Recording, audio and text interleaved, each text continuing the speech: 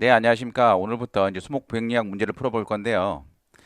1번 문제는 이제 수목의 병을 일으키는 곰팡이의 포자, 그다음에 균사체 중 이제 생존 기간이 가장 긴 거. 이거 좀 기습적인 좀 문제이긴 하죠. 가끔 이런 문제가 나옵니다. 그래서 가장 생존 기간이 오래 살 수 있는 그 병원균이 무엇이냐 이렇게 물어보는 건데 우리가 알고 있기로 뿌리 병들이 주로 토양에서 우리가 생존을 하기 때문에 주로 이제 부생성, 그러니까 따로 살아있지 않은 유기물에도 우리가 생존하는 부생성들이 많기 때문에 우리가 토양에 존재하는 병원균들이 많죠. 그래서 우리가 뿌리 썩은 병이라고 이제 유추가 할 수 있는데 이 중에서도 어떤 게 가장 오래 사느냐 하면은 안노선 뿌리 썩은 병이 63년으로 가장 오래 생존이 가능해요. 그 다음에 우리가 아밀라리아 뿌리썩은병 같은 거 한번 보실게요. 아밀라리아 뿌리썩은병 같은 경우에는 6년에서 14년 이 정도는 이제 우리가 생존이 가능합니다. 그다음에 이제 파이토프소라 같은 경우는 이제 1년 정도 이제 사는 거죠. 그래서 윤작을 하면 우리가 병을 예방이 가능합니다. 그래서 우리가 묘포지에서 우리가 윤작, 모잘록병, 그다음에 우리가 뿌리썩은병 이런 것들 생기면 윤작을 하면 조금 그 발생률을 좀 낮출 수 있습니다.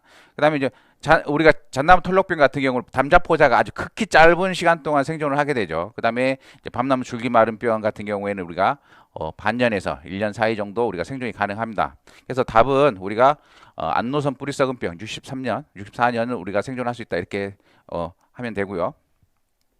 자, 이번에 이제 줄기의 궤양을 일으키는 것 중에 우리 궤양이라는 건 세 가지 종류가 있죠.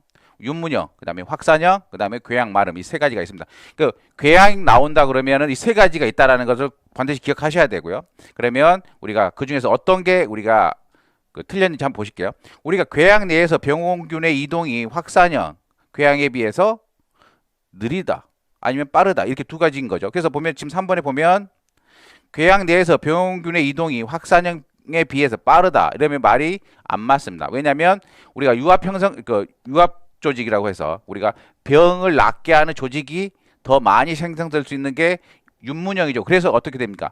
그 동그란 모양의 그 모양들이 그 궤양의 형태들이 계속해서 중첩되는 형상들이 생기는 거죠. 그리고 확산형은 유합 조직이 잘 형성되지 않습니다. 거의 형성되지 않고 궤양 마름은 없죠. 그래서 급속하게 죽을 수밖에 없는 거죠. 궤양 마름 같은 경우. 그 다음에 확산형도 마찬가지로 빠르게 우리가 전체적으로 이제 나무를 한번 두르게 되면 궤양이 퍼지게 되면 죽게 됩니다. 그래서 답은 3번이 되겠습니다. 여기 보면 우리가 궤양이 나왔으니까 궤양이 나왔으면 뭐예요? 이 세 가지를 한번 살펴봐야 되겠죠. 그 다음에 궤양의 발달 과정 한번 보시면 이거 윤문형 궤양의 이제 발달 과정을 보시면 됩니다. 보면 휴면기에 우리가 수피를 통해서 침입을 합니다. 그러니까 병균이 처음에 상처를 통해서 침입을 해서 휴면기에 이제 퍼지는 거예요. 그러다가 우리가 생장을 하기 시작하면 다시 유합 조직이 형성이 돼서 우리가 그 막습니다. 진척을 막다가 또 휴면기에 들어가게 되겠죠. 겨울에. 그러면 다시 또 병이 펴집니다. 이런 과정을 계속 반복하면서 우리가 점점점 병원 부위가 커지게 되는 거죠. 그러다가 이제 죽게 되는 겁니다. 그래서 이것이 궤양의 발전 형태인데 우리가 윤문형 궤양은 그래서 이렇게 동그란 모양이 나타나게 됩니다. 그래서 윤문형은 우리가 유합 조직이 많이 형성이 되고 그 다음에 확산형은 거의 없다. 그 다음에 궤양 마름은 없기 때문에 아주 확산이 빠르다 이렇게 보시면 됩니다. 그래서 이 세 가지를 꼭 같이 기억하셔야 됩니다. 윤문형, 확산형, 궤양 마름. 궤양하면 이렇게 세 가지가 반드시 나오셔야 돼요. 자, 뿌리옥 선층에 대한 설명입니다. 뿌리옥 선층은 우리가 어떤 것이 틀렸느냐 이걸 지금 질문해 보고 있는데 우리가 1번의 멜로이드 오근에는 선충이 이동성 내부 기생성 선충이다 이렇게 돼 있는데 이게 뭐냐면 멜로이드 오근에는 뭡니까? 뿌리옥 선충이죠. 뿌리옥 선충은 뭡니까? 고착성입니다. 고착성. 고착성이기 때문에 고착성이란 건 뭐예요? 뿌리 안에서 계속 알을 낳고 살고 계속 사는 겁니다. 그래서 거기서 순환이 계속 되기 때문에 우리가 이거는 맞지 않는 얘기고요. 우리가 이제 보시면 이제 선충이 종류가 기본적으로 보면 내부 기생성, 그다음에 외부 기생성 두 가지로 나뉘는 거예요. 그 보면 내부 기생성도 고착성이라 해서 계속해서 생을 그 식물체 기생체 내에서 하는 경우가 있고 왔다 갔다 그러니까 기생체를에서 살다가 다시 토양으로 갔다가 이렇게 왔다 갔다 하는 거 있어요. 그래서 이걸 이주성이라 하는 거예요. 이동성, 이주성 이렇게 부르는 겁니다. 이게 두 가지가 있는 거죠. 그래서 내부 기생성도 두 가지가 있다. 그러면 고착성에는 뭐가 있냐? 뿌리옥 선충, 그 다음에 시스트 선충, 그 다음에 감귤 선충 이렇게 있는 거예요. 그 보면 우리가 멜로이도군에 그 다음에 헤테로데라, 그 다음에 티렌출루스 이렇게 세 가지가 있습니다. 이거 세 가지 기억하시고요. 그 다음에 이주성에는 뭡니까? 프라틸렌추스, 우리가 로도폴루스, 그 다음에 히슈메뉴엘라 이렇게 있는데 우리가 이렇게 세 가지 정도 있다라는 거 눈에 익혀 두시면 됩니다. 우리가 이게 고착성, 특히 고착성 이게 시험에 이제 우리가 자주 등장을 하는 거기 때문에 한번 그 눈여겨 보셔서 익혀 놓으시고요. 그래서 우리가 선충하면은 기본적으로 고착성, 그다음에 이주성, 그다음에 외부 기생성 이 세 가지로 분류된다는 거 이런 거 기억하시기 바랍니다. 그다음에 조류에 대한 설명입니다. 조류죠. 녹조류, 우리가 적조류 이런 조류들에 대한 얘기고요.